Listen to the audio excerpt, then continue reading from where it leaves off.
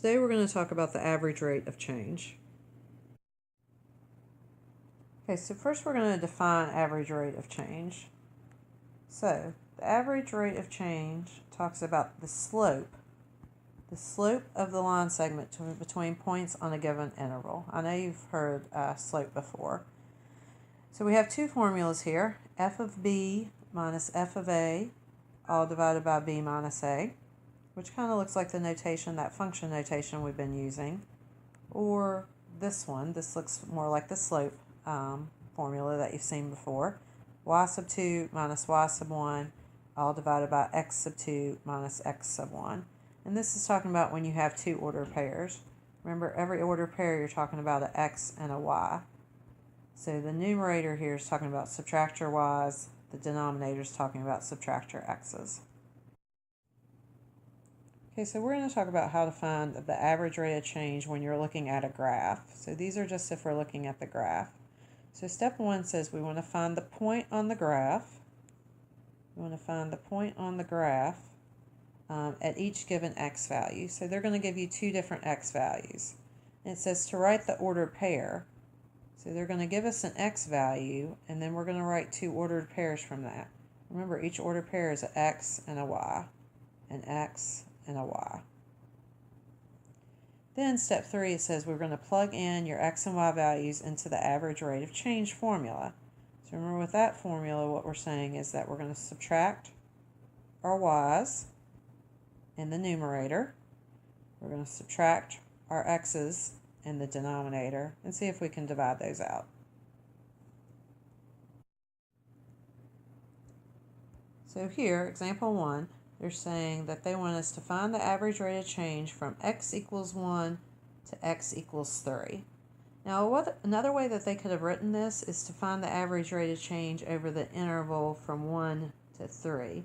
They could have written it in that interval notation like we've used before. But either way, we need to look and find two ordered pairs. So this is ultimately what we want. We want two ordered pairs. The first ordered pair is going to start with x equals 1.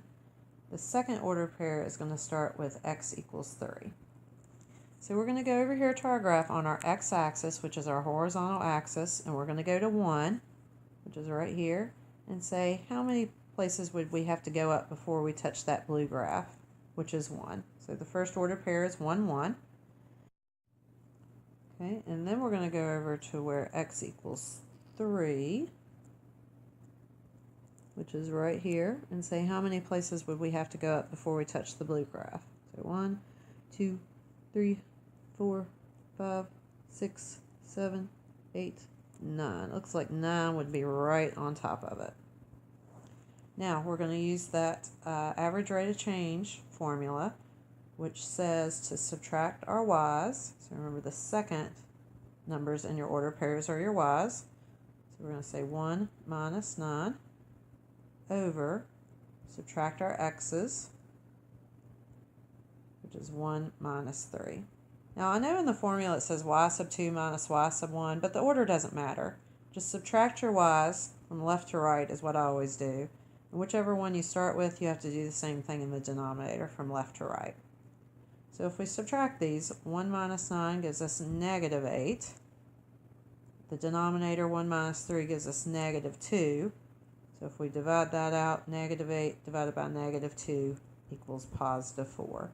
Our average rate of change is 4. Okay, let's try another example. So example 2 says find the average rate of change of f of x equals 2x minus 1, which is just the line that's drawn on this coordinate plane, from x equals 0 to x equals 1. So first off, same thing. They could have written this in interval notation and said over the interval 0, 1. That would mean the exact same thing. So either way, we're going to have two ordered pairs. And the first ordered pair is going to start with x equals 0, and then we have to figure out that y. The second ordered pair is going to start with x equals 1, and then we're going to have to find that y. So let's start on the x-axis, so the horizontal at 0, which is right in the center there. So it looks like we would go down 1, so 0, negative 1. And then the second one starts at x equals 1, which is right here. Looks like we'd go up 1.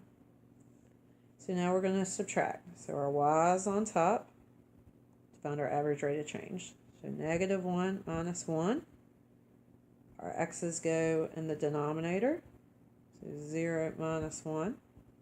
Okay, so we'll simplify.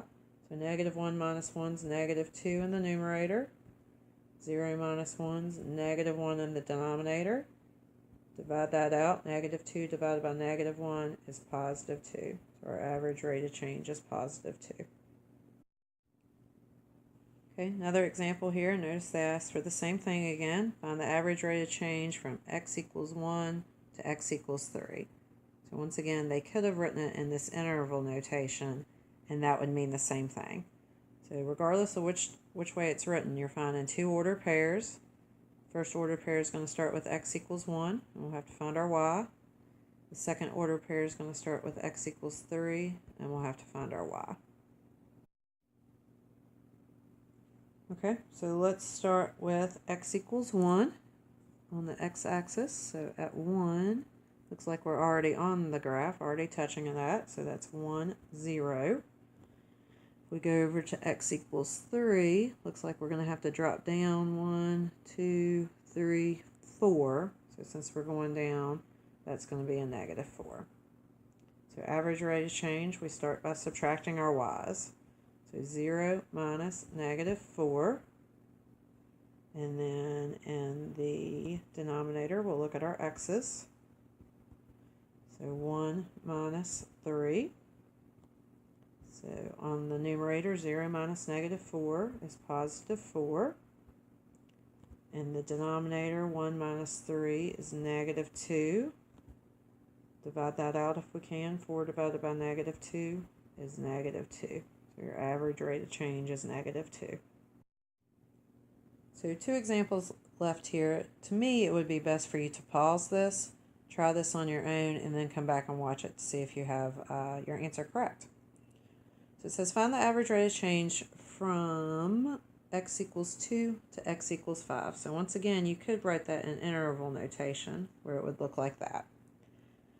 This one has a second part though. It says, does your answer tell you that the function is mostly increasing or mostly decreasing on the interval from x equals 2 to x equals 5? So let's find our average rate of change first. So two order pairs. The first one's going to start with x equals 2. We'll have to find that y. Second order pair starts with x equals 5, and we'll have to find our y there. So let's go over to 2. Looks like we're going to have to drop down 1, 2, 3.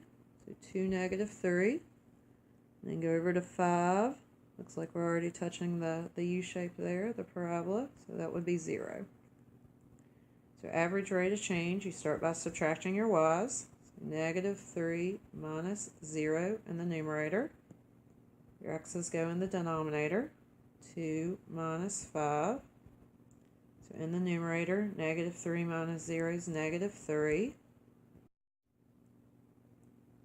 Now if we look at the denominator, 2 minus 5 is also negative 3. Divide that out if you can. Negative 3 divided by negative 3 is positive 1. So your average rate of change is positive 1. Now the second part starts here. Does your answer tell you that the function is mostly increasing or mostly decreasing on the interval from 2 to 5? Well, if we look, here was from 2, here to 5. So it did go down a little bit to start, but then notice it's going up. But if you look at your average rate of change, it's a positive number. So if it's positive, that should tell you that it's mostly increasing. There was one small part, but in that interval, for the most part, it's increasing. Okay, one last example here. Once again, if it were me, I would pause this, try this on your own, then come back and see if you're correct. So it says find the average rate of change from x equals negative 1 to x equals positive 1. So once again, they could write this in interval notation, and it would look like that. So either way, you're going to find two order pairs, where your first one starts with x is equal to negative 1. Then we'll have to find our y. Our second order pair starts with x equals positive 1, and we'll have to find our y. So go on your x-axis, which is always your horizontal. Go to where x is equal to negative 1. We're going to have to count up. 1, 2, 3, 4. Go to where x is equal to positive 1, and then notice that you're going up just a little bit. It's kind of like in between the blocks. So I want to say that's a half, or 0.5. So average rate of change formula, we subtract our y's first. So 4 minus a half in the numerator. In the denominator are x's, -1 minus 1. So 4 minus a half would be 3.5. In your denominator, -1 minus 1 would be -2. Now we never like to have a decimal inside of a fraction, so we're going to go ahead and divide this out. So 3.5 divided by -2, or 3.5 divided by -2. So 3.5 divided by 2 is 1 3/4, so 1.75. A positive divided by a negative is a negative. So the average rate of change is -1.75. And if you look at your graph, you'll notice it is decreasing since it's a negative number.